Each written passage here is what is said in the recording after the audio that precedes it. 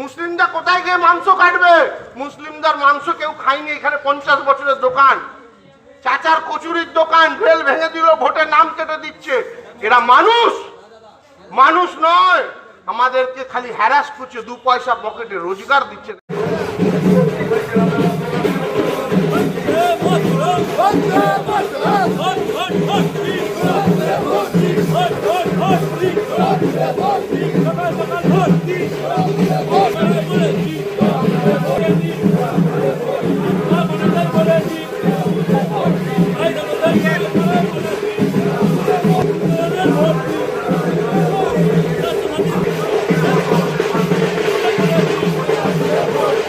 পেছনে দেখবে, পেছনে বাবিদা, পেছনে দেখবে।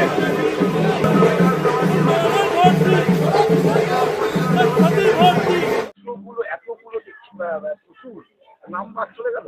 আপনি বিষয় 12 দিন থেকে আত্মহত্যা করতে হলো কেন? না কেন, এই প্রশ্নটা তো জ্ঞানেশ কুমার সাহেবকে করা উচিত, এই প্রশ্নটা অমিত শাহকে করা উচিত, এই প্রশ্নটা শুভেন্দুবাবুকে করা উচিত। কারণ তাদের চক্রান্তেই আজকের বাংলার মানুষের এই অবস্থা। আপনারা দেখেছেন যে প্রথম দফায় প্রায় 60 লক্ষ নাম কেটে দিয়েছে, তারপরের দফায় 64 লক্ষ লোকের নাম আন্ডার অ্যাডজুডিকেশন করেছে ইললজিক্যাল লজিক্যাল ডিসক্রিপেন্সি করে। আমরা প্রথম দিন থেকে এর বিরুদ্ধে সোচ্চার হয়েছি। আজকে তার ফলটা কিন্তু বাংলার মানুষ দেখতে পাচ্ছে।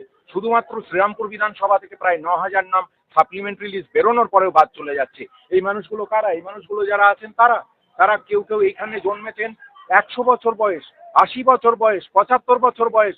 ভারতবর্ষ স্বাধীন হওয়ার আগে থেকে তারা শ্রীরামপুরে থাকেন, শ্রীরামপুরের বাসিন্দা। তাদেরকে আজকে প্রমাণ দিতে হবে, জ্ঞানেশ কুমারকে প্রমাণ দিতে হবে, ভারতের জাতীয় নির্বাচন কমিশনকে, যে তারা এখানকার নাগরিক। অত্যন্ত দুর্ভাগ্যজনক, সংসদীয় গণতন্ত্রের জন্য লজ্জা, এবং এরা ভারতবর্ষের সংবিধানের 325 নম্বর ধারা সম্পূর্ণভাবে মানছে না। এই লজ্জা নিয়ে তারা ভাবছেন বাংলা দখল করবে, কিন্তু বাংলা দিনের শেষে এই মানুষদের দ্বারাই দখল হবে। ওনারা যাকে মনে করবেন তারকেই আশীর্বাদ করবেন। আপনারা দেখছেন আমরা রাস্তায় আছি, তৃণমূল কংগ্রেস রাস্তায় আছে, মমতা বন্দ্যোপাধ্যায়, অভিষেক বন্দ্যোপাধ্যায় রাস্তায় আছে। বিজেপির কোনো নেতৃত্বকে আপনারা দেখেছেন এই মানুষগুলোর পাশে দাঁড়াতে? ওনারা তো দাঁড়াতে পারতেন। ওনারা এদের নাম কাটার জন্য ব্যস্ত, কারণ তারা জানেন মানুষের আশীর্বাদ তাদের কাছে নেই। বাংলার মানুষের বিরুদ্ধে যুদ্ধ ঘোষণা করেছে বিজেপি। এমনিতে বাংলা দখল করা তাদের পক্ষে সম্ভব নয়, রাজনৈতিক লড়াই করা তাদের পক্ষে সম্ভব নয়, কিন্তু বাংলা দখলের জন্য সমস্ত মানুষকে বাদ দিয়ে আজকে বাংলা দখল করতে চায়।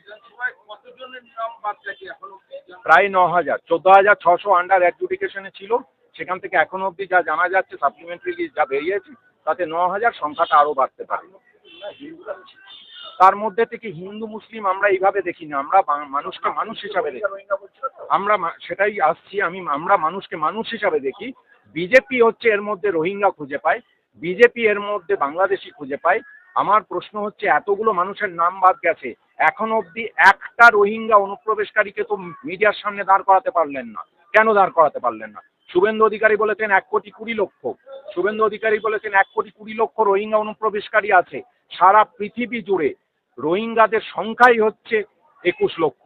তারা মায়ানমারের রোহিঙ্গা অঞ্চলের বাসিন্দা এবং রোহিঙ্গা ভাষায় কথা বলেন। তার সঙ্গে এই বাংলা ভাষার কোনো সম্পর্ক নেই। তারা কোথায় পেলেন? আসলে তারা এই চক্রান্তের বীজটা অনেকদিন থেকে বপন করেছিলেন, যাতে বাংলাকে ছক করে দখল করা যায়।